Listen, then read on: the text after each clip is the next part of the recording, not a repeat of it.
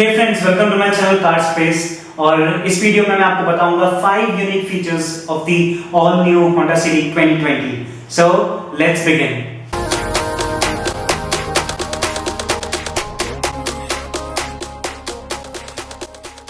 First, walk away auto lock. इस feature में क्या होता है कि अगर आपके पास कार की अपने पॉकेट में है एंड किसी भी डोर से आप दूर जाते हैं तो वो लॉक हो जाता है।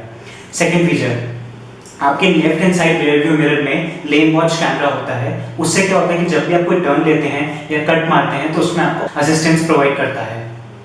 थर्ड फीचर, आपकी जो बैक पॉकेट्स हैं सीट्स की, उसमें फोन के लिए सब पॉकेट्स है।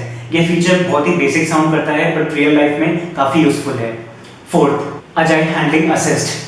इस फीचर में क्या होता है कि जब भी आप गाड़ी चला रहे हैं, आप सडन ब्रेक मारते हैं तो हो सकता है कि आपकी गाड़ी स्किड कर जाए या फिर आप उसका जो कंट्रोल है वो लूज कर दें। लेकिन अजाइल हैंडलिंग असिस्ट क्या करता है कि वो सिलेक्टिव ब्रेकिंग उसी टाइम पे करता है जो स्किड कर रहा हो, तो इससे आपको बहुत ही बेटर कंट्रोल मिल जाता है गाड़ी के ऊपर।